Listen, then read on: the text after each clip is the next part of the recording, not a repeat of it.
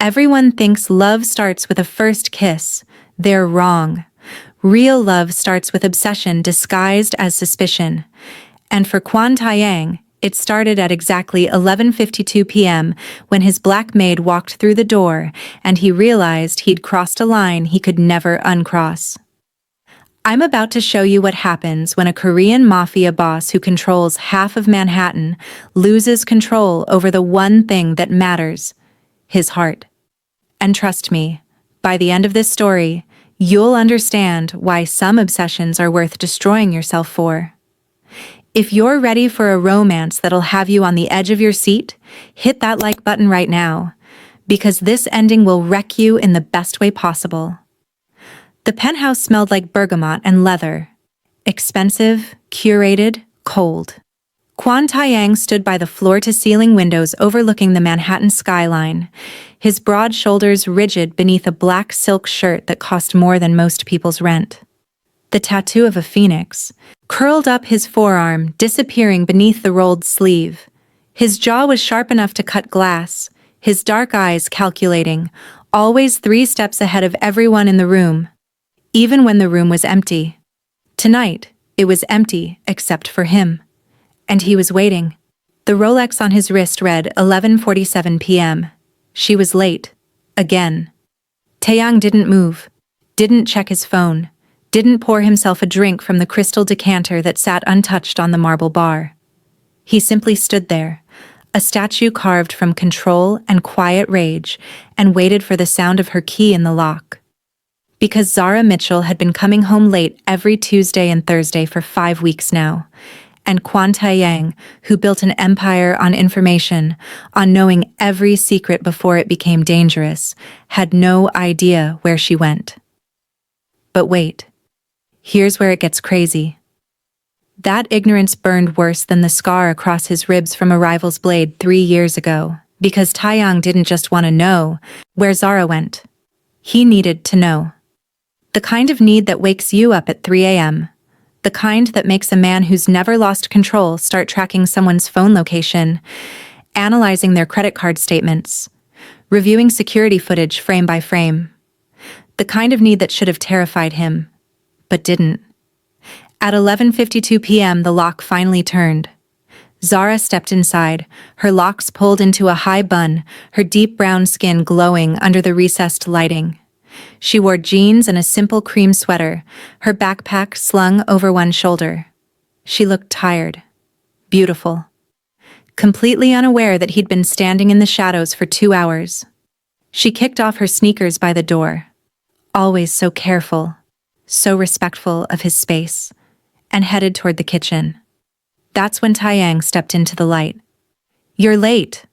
Zara jumped, pressing a hand to her chest. "Jesus, Taeyang, you scared me." "Answer the question." Her dark eyes narrowed. It wasn't a question, it was a statement. "Where were you?" "Out." His jaw tightened. "Out where?" "Does it matter?" She moved past him toward the refrigerator, pulling out a bottle of water. Her movements were graceful, efficient. She'd been working for him for 8 months now, and she'd learned to navigate his space like it was her own. That familiarity used to comfort him. Now it felt like a threat. "Yes," he said quietly. "It matters." Zara turned, leaning against the counter. The exhaustion in her eyes was real, but so was the defiance. "I work for you, Taeyang. I don't work for you. There's a difference. You live in my home. In the guest quarters, which I pay for with my labor." She unscrewed the bottle cap. "I clean a 15,000 square foot penthouse, manage your dry cleaning, coordinate with your chef, and make sure your life runs smoothly. What I do with my 2 nights off a week is my business." Taeyang crossed the distance between them in 3 strides. He didn't touch her. Didn't need to. He simply stood close enough that she had to tilt her head back to meet his eyes. Close enough that the bergamot of his cologne mixed with the faint floral scent of her body lotion. "Everything in my world is my business," he said softly. "Especially when it involves someone under my roof." Zara didn't flinch. Then maybe I shouldn't be under your roof. And here's what nobody tells you about powerful men. The words hit him like a blade between the ribs. Not because they were cruel, but because they revealed the one truth he'd been avoiding. He didn't want her to leave. Not her quarters, not his penthouse, not his life. She pushed off the counter, moving around him toward the hallway that led to her quarters. I'm tired. Good night. Zara. She stopped but didn't turn around. Taeyang's hands flexed at his sides. He wanted to grab her wrist, pull her back, demand answers until she broke. But he'd learned long ago that power wasn't always about force. Sometimes it was about patience. Who is he? The question came out rougher than he intended. Now she turned. Confusion flickered across her face. Excuse me? The man you're seeing. Who is he? For a moment she just stared at him. Then, impossibly, she laughed. A short, disbelieving sound. You think I'm seeing someone? You disappear twice a week. You come back exhausted. You won't tell me where you've been. His voice dropped. What else am I supposed to think? Zara shook her head slowly, something like pity crossing her features. You're supposed to think that I have a life outside of scrubbing your marble countertops, Taeyang. That's what you're supposed to think. She walked away before he could respond. The door to her quarters closed with a soft click that echoed like a gunshot in the silence. What Kwon Taeyang didn't know, what he couldn't know, because Zara Mitchell protected her privacy like a fortress, was that Tuesday and Thursday nights weren't about a man. They were about survival. 18 months ago, Zara had been a fourth-year English literature major at NYU with a 3.9 GPA and a full scholarship. She'd been 3 months from graduating when her mother, her only family, was diagnosed with stage 4 pancreatic cancer. The medical bills came faster than the hospital could print them. Zara dropped out, sold everything she owned, moved her mother into a hospice facility that drained her savings in 6 weeks. She worked 3 jobs, waitressing, tutoring, cleaning apartments. And it still wasn't enough. Her mother died on a Tuesday morning in October. Zara had $219 in her bank account and nowhere to live. That's when she saw the job posting. Live-in housekeeper for private residence, $18,000 a month, discretion required. She didn't ask questions, didn't care that the man who interviewed her had cold eyes and a reputation that made her Uber driver ask twice if she was sure about the address. She needed the money. She needed a place to sleep. She took the job. But here's the part that'll change everything you think you know about this story. What Taeyang also didn't know was that Zara had been using her nights off to finish what her mother's death had stolen, her degree. She'd re-enrolled at NYU as a part-time evening student, paying out of pocket with the money she earned scrubbing his floors. Every Tuesday and Thursday, she sat in lecture halls and wrote essays and reminded herself that she was more than the tragedy that had derailed her life. She was rebuilding, slowly, quietly, alone. And she'd be damned if she'd let her emotionally unavailable, criminally connected employer ruin that for her. The next morning, Zara found an envelope on the kitchen island. Inside was a black American Express card with her name embossed in silver. No note, no explanation. She left it there and made his coffee exactly the way he liked it. 2 shots of espresso, no sugar, a splash of oat milk. When Taeyang emerged from his bedroom at 7:30 a.m., immaculate in a charcoal suit, she set the cup in front of him without a word. He glanced at the envelope. You didn't take it. I don't need your credit card. It's not charity, it's access. To what? Whatever you need. He sipped his coffee, his gaze never leaving her face. Clothes, transportation, tuition. Zara's blood went cold. She set down the dish towel very carefully. What did you just say? Taeyang's expression didn't change. You're taking night classes at NYU, English literature. You're 3 credits away from finishing your degree. He tilted his head slightly. Did you think I wouldn't find out? For a moment, Zara couldn't breathe. Then the anger hit. You had me investigated. It wasn't a question. I investigate everyone. I work for you. I don't owe you my life story. You live in my home. His voice was maddeningly calm. That makes your life story relevant. If you're still watching, drop a comment right now telling me if you'd forgive him for this, because what happens next will test everything you think about trust. Zara grabbed the envelope and slapped it onto the counter in front of him. I don't want your money. I don't want your access. What I want is for you to stay out of my business and let me do my job. She turned toward the sink, gripping the edge of the marble to keep her hands from shaking. Behind her, she heard him stand. Felt him approach. Your mother's name was Gloria, Taeyang said quietly. She was a nurse.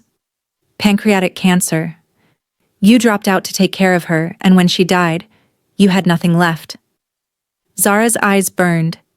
You've been working yourself to exhaustion for 18 months, he continued, his voice closer now, right behind her. 3 jobs before you came here. You sleep 4 hours a night, you skip meals, and you're still trying to finish what she wanted you to finish. A tear slipped down her cheek before she could stop it. That's not weakness, Zara. His hand appeared beside hers on the counter, not touching, just there. That's strength, and I respect it. She wiped her face roughly. Then respect my choice to do it alone. What if you didn't have to? I don't need saving, Taeyang. I'm not trying to save you. His reflection appeared in the darkened window in front of them, his face unreadable. I'm trying to invest in you. There's a difference. Zara turned slowly. This close, she could see the faint scar along his collarbone, barely visible above his shirt collar. Could see the way his dark eyes softened just slightly when they met hers. Why? She whispered. For the first time since she'd met him, Kwon Taeyang looked uncertain. Because, he said finally, you're the first person in 5 years who hasn't wanted something from me, and I don't know what to do with that. What neither Taeyang nor Zara knew was that someone had been watching their morning confrontation through the Penthouse security feed. His name was Jin Matsuda, Taeyang's oldest friend, his right hand. The man who'd helped him build the Hwang Empire from a single shipping container operation into a network that moved everything from rare antiquities to classified information across 3 continents.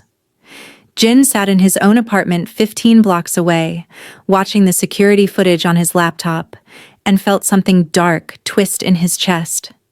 Jealousy was an ugly thing, especially when you'd been in love with someone for 7 years and watched them finally look at someone else the way you'd always wanted them to look at you. Everyone says jealousy destroys relationships. They're wrong. It destroys the person who can't let go. Jin had been there when Taeyang's ex-fiancée, Hana Lim, had betrayed him, had sold his shipping routes to a rival syndicate, and disappeared with $3 million in cash. Jin had been the one to find Taeyang afterward, beaten and bleeding in a warehouse, the Phoenix, tattoo on his arm still fresh, and the engagement ring still in his pocket. He'd been the one to help Taeyang rebuild, and he'd been waiting, patiently, quietly, for Taeyang to finally see him. But now there was Zara Mitchell, beautiful, principled, completely unaware that she'd become the most dangerous person in Taeyang's world because she made him soft.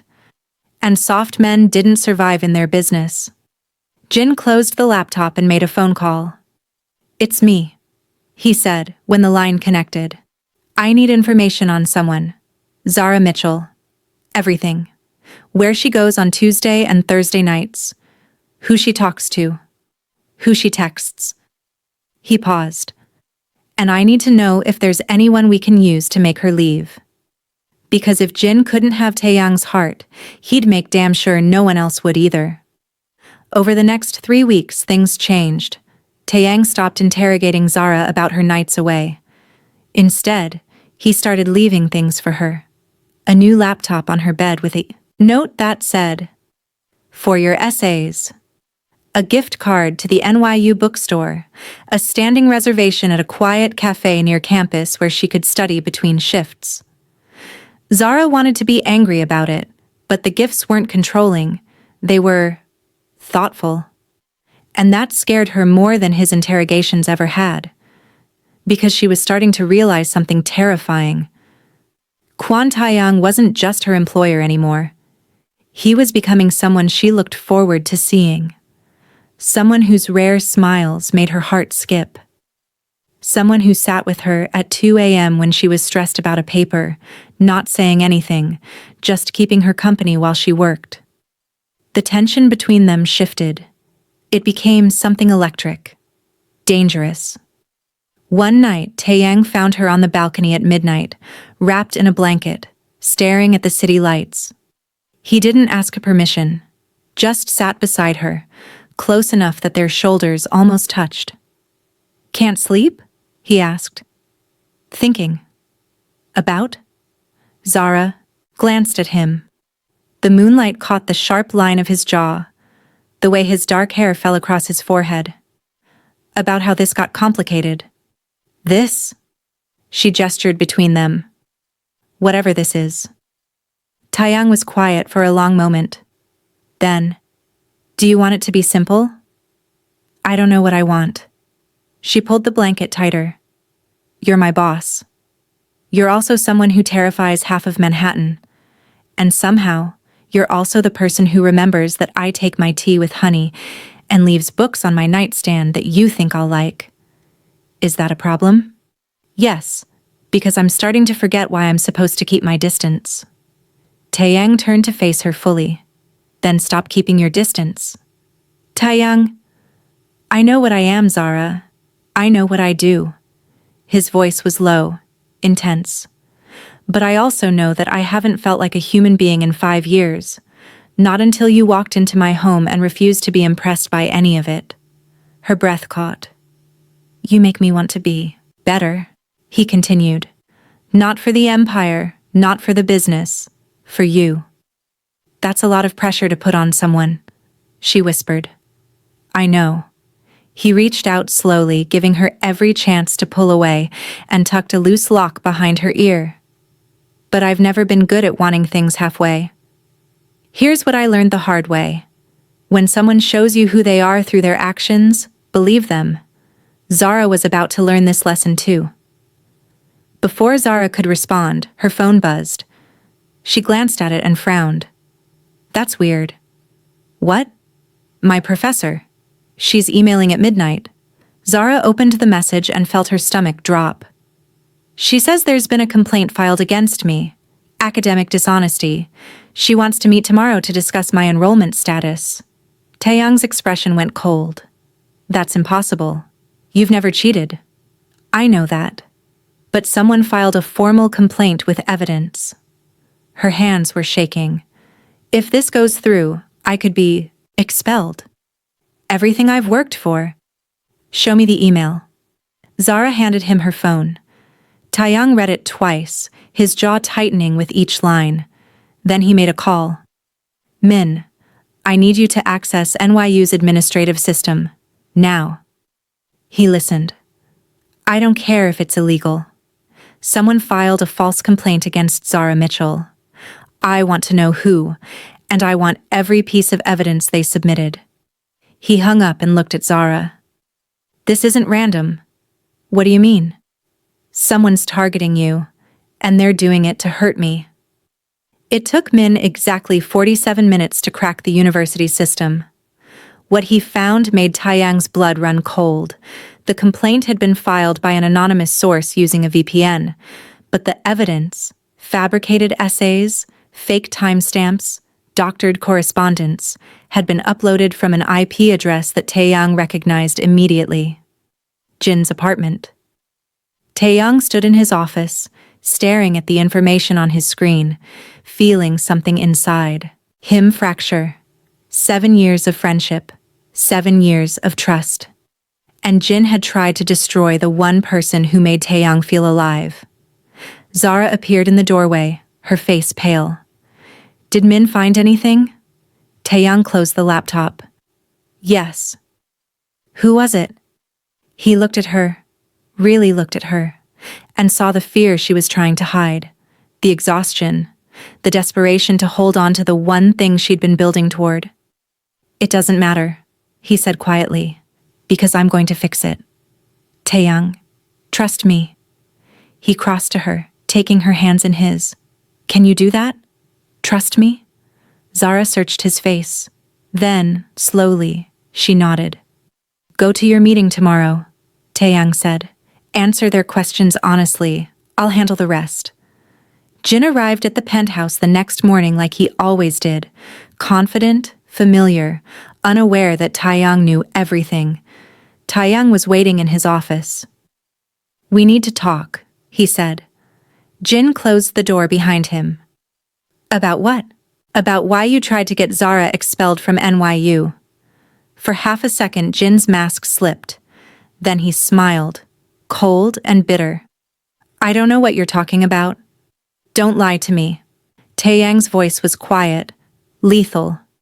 I have the IP records, the timestamps, the fake evidence you manufactured. He stood. Why? Why? Jin laughed, the sound hollow. Because I've spent 7 years watching you build walls around your heart, and the second some housekeeper walks through your door, you tear them all down for her? She's not— Don't! Jin's eyes blazed. Don't pretend this is about her degree or her mother or whatever sob story she sold you. This is about the fact that you finally looked at someone the way I've been waiting for you to look at me. The silence stretched like broken glass. I wasted 7 years loving someone who could never love me back. Here's what actually works. Letting go before it destroys you both. Jin, Taeyang said finally, his voice careful. I know. Jin's laugh was broken. You never saw me that way. I know, but I thought if I just waited long enough, if I just proved myself enough. He shook his head. And then she shows up, and suddenly you're buying her laptops and sitting with her at 2 a.m. and looking at her like she's the only thing in the room. So you tried to ruin her life. I tried to make her leave. Jin's voice cracked. Because loving you is killing me, and watching you love her is worse. Taeyang felt something in his chest twist painfully. You're my oldest friend, he said quietly. But if you ever come near Zara again, if you ever try to hurt her again, I will end you. Do you understand? Jin stared at him for a long moment. Then he turned and walked out. The door closed, and Kwon Taeyang sat down at his desk and called every contact he had at NYU. By the time Zara returned from her meeting, her complaint had been withdrawn. The fabricated evidence had been exposed as fraudulent. The anonymous source had been traced and discredited. Her professor had apologized profusely and assured her that her enrollment status was secure. Zara found Taeyang in his office, staring out at the city. It's done, she said softly. He turned. The complaint? Withdrawn. Cleared from my record.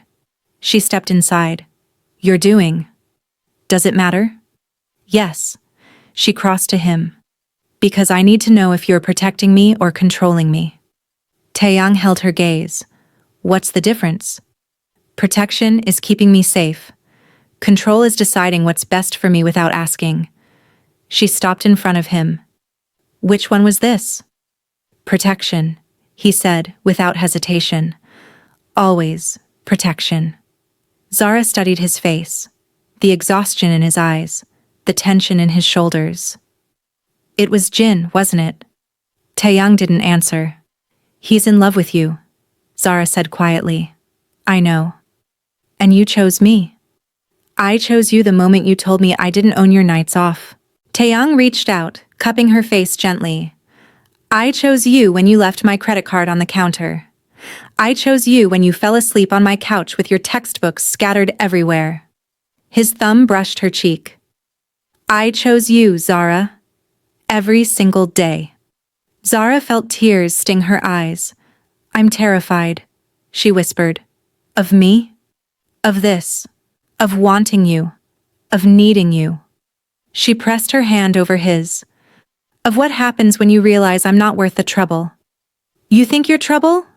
Taeyang's laugh was soft, disbelieving. Zara, you're the first peace I've felt in 5 years. He kissed her then, slow and deep and devastating. And Zara kissed him back, like she'd been waiting her whole life for permission to fall. Zara Mitchell graduated summa cum laude from NYU on a Saturday in May. Kwon Taeyang sat in the audience wearing a suit that cost more than most people's cars, surrounded by families with cameras and balloons, completely out of place and absolutely unbothered. When Zara crossed the stage, he stood and applauded until the people around him started clapping too. After the ceremony, he found her in the crowd, diploma in hand, eyes shining. Congratulations, he said. Thank you. She kissed him, right there in front of everyone. For everything. I didn't do anything. You did everything. She laced her fingers through his. You gave me space to finish what I started. You protected me when I needed it. You let me be strong. Taeyang pulled her close. You were always strong, Zara. I just made sure the world knew it. That night, back in the penthouse, Taeyang presented her with one final gift. A key. Not to his apartment. She'd had that for months. To a brownstone in Brooklyn. 3 stories. A garden. Space for an office where she could write. It's yours, he said. No strings, no conditions. Just yours. Zara stared at the key, then at him. Move in with me, Taeyang said quietly. Not as my housekeeper, as my partner, as my equal. He took her hand. Let me build something with you that isn't about empires or power. Something that's just ours. Zara looked at this man. This dangerous, complicated, surprisingly soft man who'd learned to love again because she'd refused to make it easy. Yes, she whispered. And Kwon Taeyang smiled, a real smile, the kind that reached his eyes, and kissed her like he'd finally found home. Here's the truth nobody wants to admit. Real love isn't about perfection. It's about choosing someone even when they're broken, even when they're difficult, even when loving them costs you everything. Taeyang and Zara didn't get a fairy tale. They got something better. They got real. If this story made you feel something, smash that subscribe button and drop a comment telling me which moment hit you hardest. Was it when Taeyang confronted Jin? When Zara found out about the investigation? Or that final proposal scene? Let me know below. And remember, love isn't always safe, but it's always worth fighting for.